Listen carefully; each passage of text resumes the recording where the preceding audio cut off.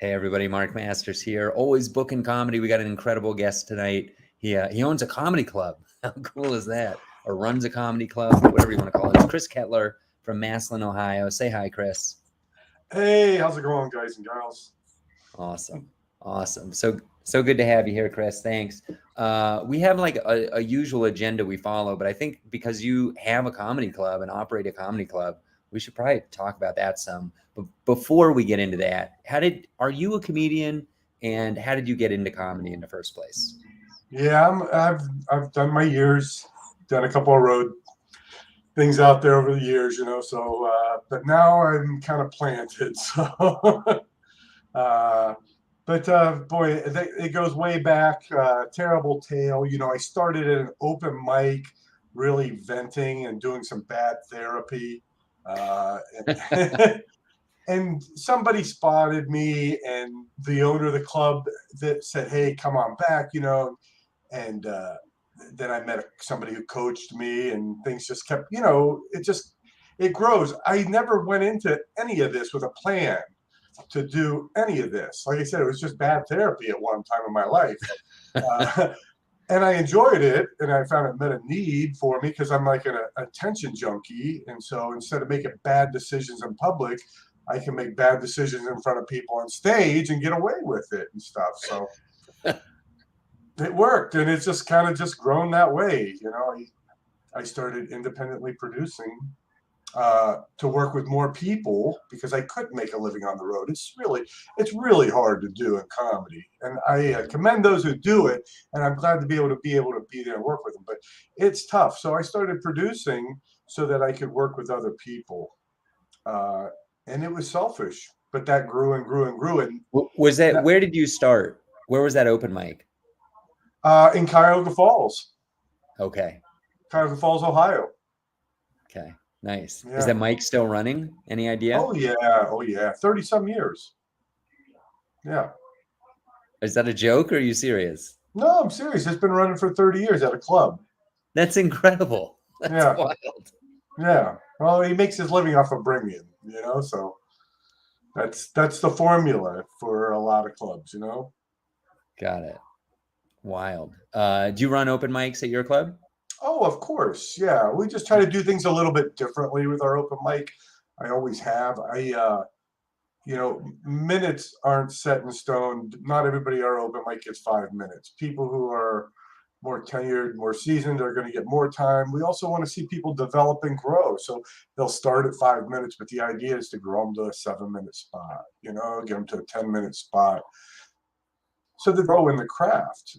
I think that's Yeah. an opportunity where a lot of clubs just don't facilitate that for comedians. You got to bring 5 people with you, and you're going to do 3 to 5 minutes, and that's the rules. And it's great for the club, but it doesn't do anything for the comedians nor the scene, I feel. So I've always had a different MO on that.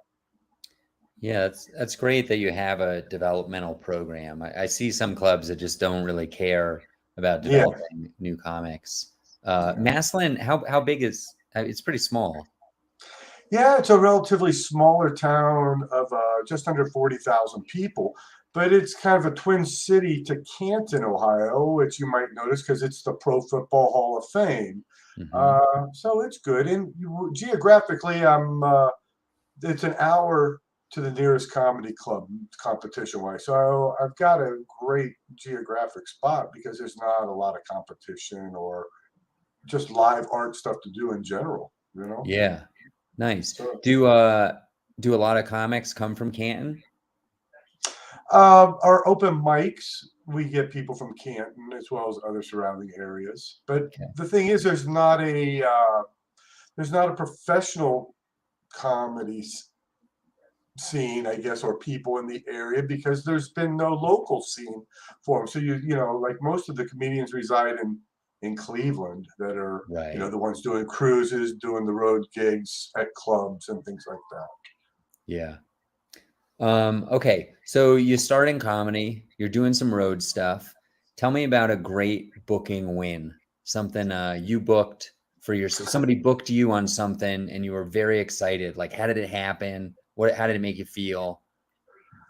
Well, I think the first time I went out, got up that road gig on my own, was that's just the biggest high.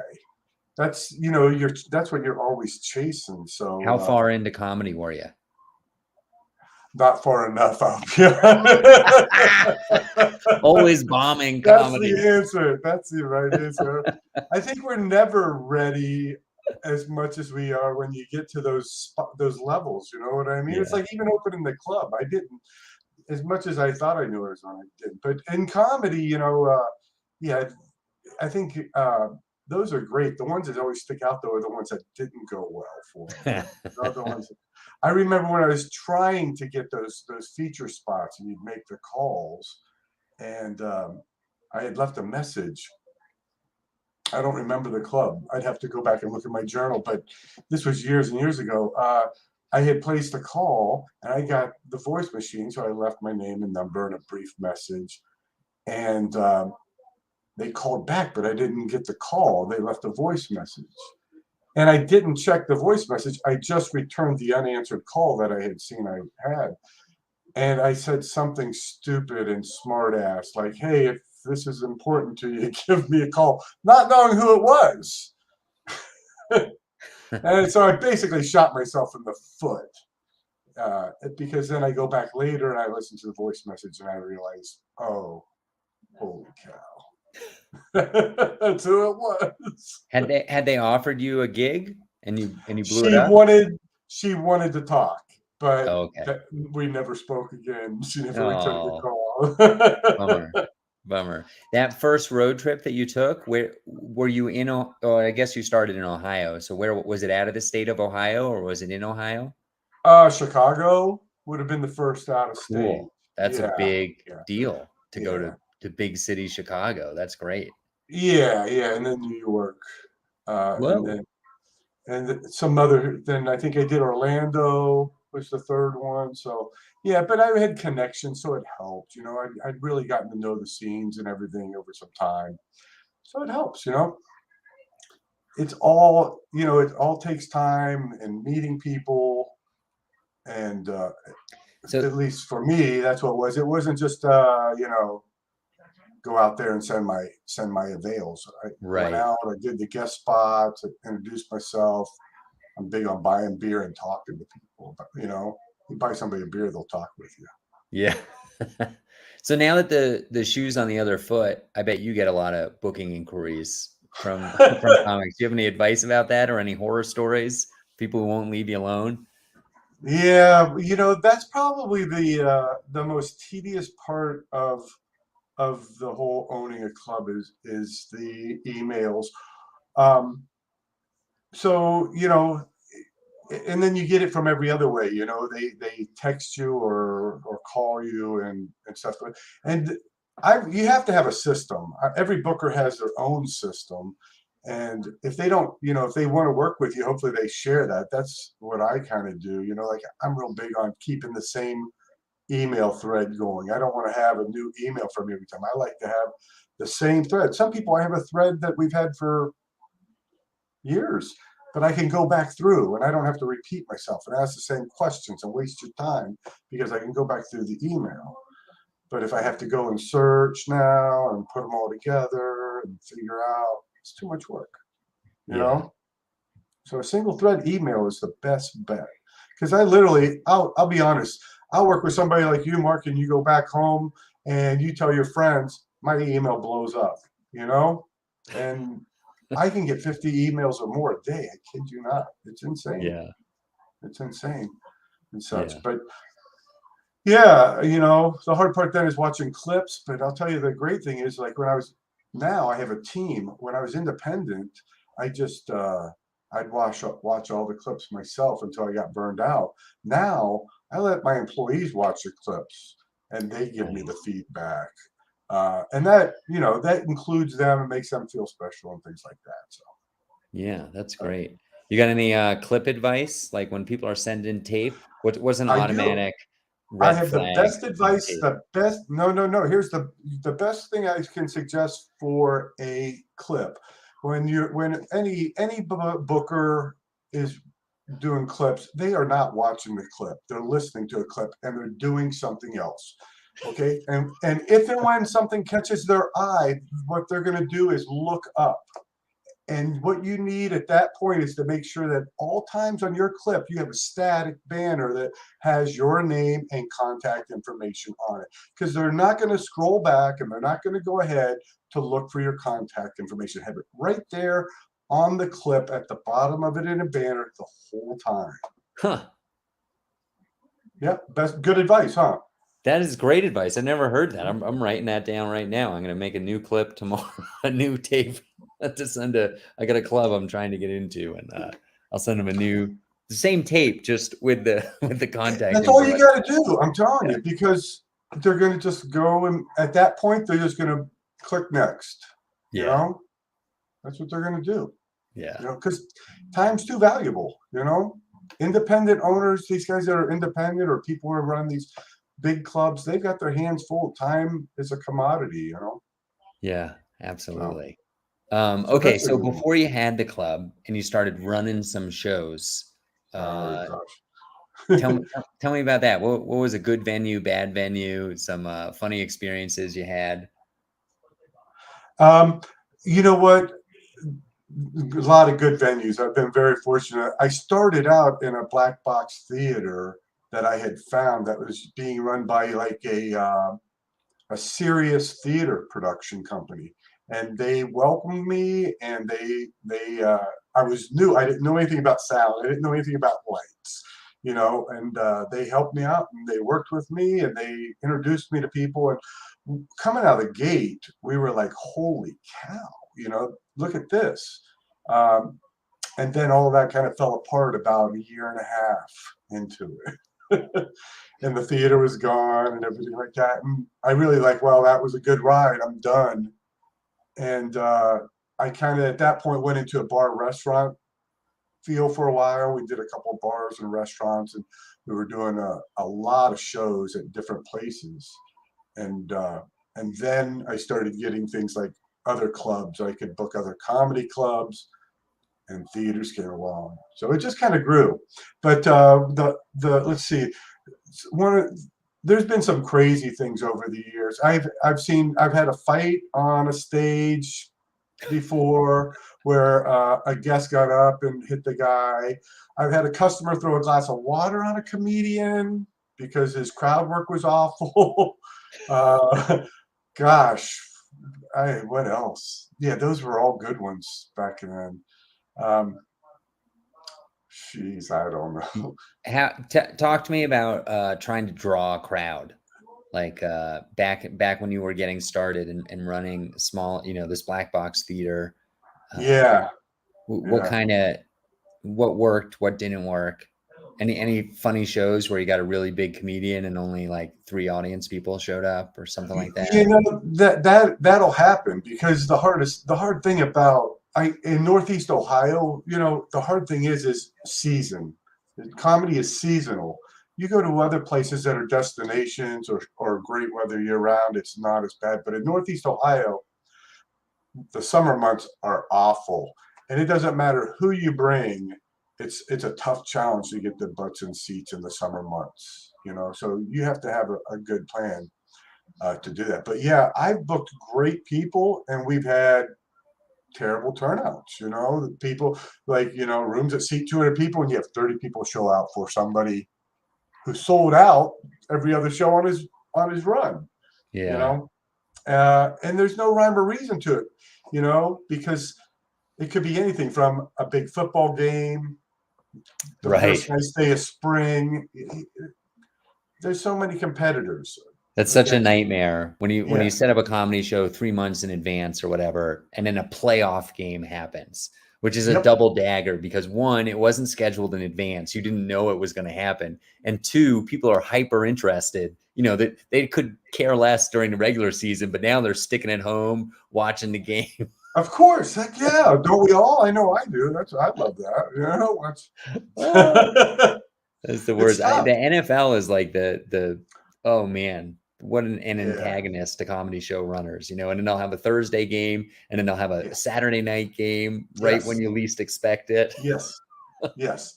And then, like where I live and where my business is, it's huge high school football. area. Yeah. And then on top of it, we're talking Ohio. So there's Ohio State Buckeyes, so Yep. the fall is a tough time. Yeah, So sure. it's tough, but the only thing that really works in this day and age, I feel, is social media. That's your only marketing tool that's worth time, energy, and effort. Yeah. Uh, I've What do done you do? Are radio, you I've doing done like TV. boosted reels or talk me through what you like to do with social media? Well, we do boost our events, but it's just getting people, a network of people, to get it out there and share it, and post, share the posts is the biggest thing. Boosts will work, they're good, but you got to spend a good amount of money on it. Hmm. Uh, if you're going to try to do a $20 boost, you're wasting your $20, Yeah. in my opinion. So, but yeah, social media is the only way in this day and age. That or direct emails through your ticketing site, um, things like that. Text messaging. Anything. It has Huh. to be a modern source of media. Everything old is dead. You know. Yeah. So postcards aren't working for you anymore. No, no, postcards aren't working for anybody, I don't think. You know? How about, have you ever had a problematic venue in terms of setting it up pre-show? Like you said, the Black Box Theater taught you about lights and sounds. You didn't know a lot. Then once you got a little more sophisticated, you ever get into a space that was a challenge? Well, you know what you made me think of is I almost got jumped by the venue owners coming out of a show one night and stuff, because it was a big theater and we did really well that night. It was a 400-seat theater and we sold almost three-quarters of it, and they had charged me like a steal of a rate for the rental, and they wanted to renegotiate the deals, and I'm like, hey, we're not renegotiating after the show, and I'm sorry, your loss. Yeah. That's not That's good. the bane of all showrunners' existence because like frequently I'll lose money running shows and maybe it's okay because I'm doing it for stage time or whatever. And then in the rare instance that I make money, it's pretty obvious. You can see a packed room and when the ticket Hmm. sales are Hmm. pretty good. And then people are angry at you all of a sudden. Like you make money, the venue's upset, maybe the comics are Yeah, upset. It's like you right. can't win. It's hard. Yeah, it's hard. I think sometimes comedy's like a cash grab for people. I think sometimes there's people in this who are, and no offense, I just use it as an example, who were like rapping last year, or they were doing some other form Hmm. of art, whatever was hot at that time, and now they're a comedian, and whatever this hot spell we're on is done, they'll move on to something else. But they're just here to get the cash while they can. They aren't Yeah. dedicated to the art. They're transient through. Right. Yeah, they're tourists. Okay, we got Yep. a question from an audience member from the Uh, Carolinas. If summer and fall aren't ideal, I imagine winter isn't much better. Is spring the only time? And if so, is that time of year oversaturated? um, so spring is not really good. It's really good from like Halloween in this part of the country until like tax season, and then it kind of starts. We'll gradually right now doing the gradual decline and such. So, but once school's out, it's done. We are done. Come middle of Hmm. May, end of May around here, we are done. And you got to work with people that'll work with you financially, local, regional, be creative, uh, do a lot of comps, things like that, just to get the butts in the seats. And I'm lucky because we're a comedy club that has food and drinks. We have a full bar and a full kitchen. A Yeah. lot of independent clubs out there don't have that, you Yeah. know. So we're blessed where we can afford to do that comp to get those in there. So, but no, spring is, depending where spring is in your part of the country. Like you already have spring. We still got snow. The other day it snowed here, Right. So, uh, Yeah, but it's late April here, and I did a gig on Friday night at a golf course near Aspen, and on the drive home, the highway was closed because of a blizzard. yeah, Late April. It's almost late May. April. Yeah, yeah. But we've had snow on Mother's Day, so it'll Oh, happen. We've geez. had snow on Memorial Day way back, so Wow. That's we're not wild. talking about the weather. But Yeah. the weather does affect everything for us. So Yeah. it Sure. so it kind of is fluid with that. When it gets warmer and stuff, bad weather is our friend in this business in this part of the country.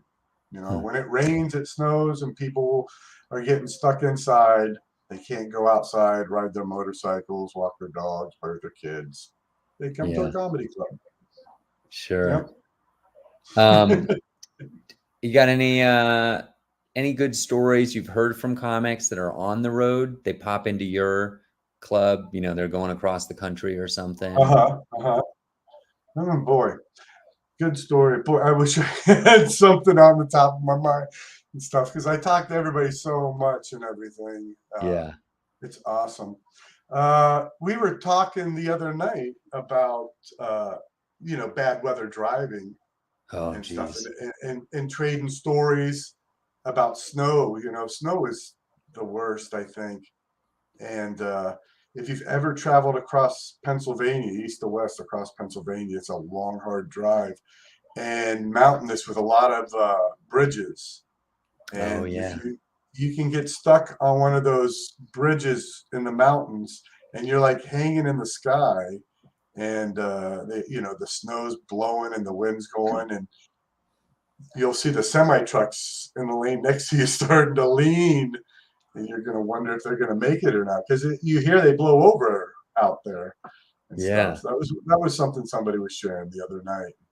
Just Huh. the hazards. But that's what we get paid for. The hardship, the dirty hotels, the times when you're in traffic and nothing's moving. That's what you get paid for. Because if you're like me, like you already alluded to, Mark, you'd go up and do this anyway. You have to. It's in you. You Right. know. Yeah, it's fun once you So get on stage. yeah, all of the troubles and woes and everything that you know it took to get there behind you once you hit the stage and everything. It's great. The adrenaline's running. Good times.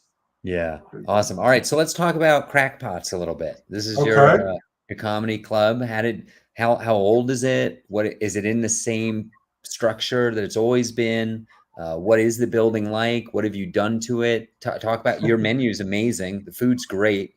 Talk Thanks, about buddy. that. Oh, well, let's see. It's 3,000 square feet of entertainment space with two rooms. We have one room that seats 200 plus or minus, and another room that can seat 50 people.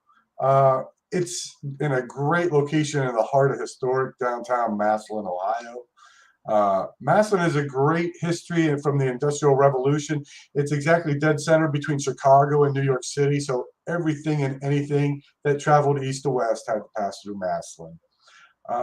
We have a rich history and it's real nice, but my building is huge. At one time, it was one of the largest buildings downtown. There's an interesting story that goes along with that I share with people when they come in. Uh, but it's very historic. It's in heart of downtown, right on the corner. And it was previously 100 things. It was originally a bank when it was built over 100 years ago, and then it was all Walgreens with a dining counter across the back. And I hear a lot of stories from lifelong residents who've come in. And then it's been every bar in the world that you could ever imagine that had a theme. So it, it was a biker bar, a Western bar, probably everything else. Girls Gone Wild even pulled in one night, I've been told, and that set the town on fire. I'll tell you. uh, so it's had its fair share. There's a riding bull inside the place at one time. They used to do motorcycle peel outs on the front corner, pour the grease oil down and smoke it up. So this is a lot of stories. Now it's a comedy club. So That's uh, awesome. yeah, What yeah, have you yeah. done? Talk to me about like lighting and sound in a permanent place. Because I'm always like loading up my Subaru with lights and sound and driving across the country. And so it's like Yeah. portable equipment. It's less less permanent. So that was like the number one reason to own a comedy club. So I didn't have to schlep equipment in and out anymore. You know exactly what I mean. It's a one-man show sometimes when you're doing that, and it gets old. And so that was a huge reason. But I think it's changed. Well, I know it's changed a little bit since we opened with the sound and the lights.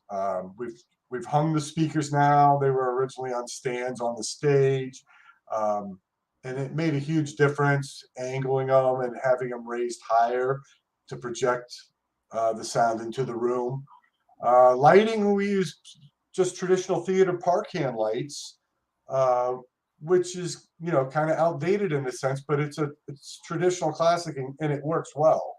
Uh, and we started with one center mount, but now we have three, so we have them off on each side, and it illuminates the area very well because our stage is rather large. It's 8 feet by 16 across, and Wow. it's table height, so it's 32 inches high. So it's a very large stage. It sits high, it gives you a sense of power over the room and stuff. It seats 200 and stuff. Yeah. So yeah, yeah. That's So awesome. What's been your who's sold the most tickets? Would you well, guess? I think I know exactly. We keep track of all of that. I keep track of all that. But it's New Year's Eve, so the top two shows are our last two New Year's Eve shows. As we've only been open we'll be coming up on our 2-year anniversary, July 15th. 2 years. But Awesome. Sharon Simon from New York City has worked New Year's Eve with me on both. Good from way back, and obviously it's New Year's Eve. Those are one of the highest grossing nights of the Do, year. do you So. time? I've never been to a New Year's comedy show, but I've read the descriptions. There's always like, cheers with the comic at midnight. How does Yep. that work? So we do an early show and a late show, and the late show is the one that is the show that we build. And basically, yeah, you build the show kind of backwards so that you can finish up. Depending on how we do it, if it's the MC or the headliner's responsibility to do the toast, and then we just do a countdown and everything like that on stage with them, pass out complimentary champagne toast, and roll it. So it's just the production part. You just have to be on top of doing the production aspect of it, communicating, having signals, timing it. So Yeah. I think the first year I did the MC duties, and I did it at midnight. And then last year I had somebody else do the MC duties, but had Sharon Simon do the midnight countdown toast, but she invited me up on stage with her, and we did together. So it was fun. It's a good time. That's Good time. awesome. It sounds Great like way to you're, break in New Year's is at a comedy club. yeah, yeah. It sounds like you're now a pillar of the community in Massillon. That's awesome. That's great. Well, we do a lot of fun stuff for the community. It's not just I'm just not there collecting the money and stuff. We do workshops, and not just for adults, but we do youth workshops. So we do a lot of different ages, as young as 9 years old up to 17 years old, and then after that we go into the adult classes. But work with like the YMCA, the Boys and Girls Club, after school mentor programs, and it's a great way for the community to give back. And there's nothing funnier than watching these kids then, after doing 6 weeks of workshopping, coming to the club and putting on a show and having a great time doing something that their parents probably would never do at their age.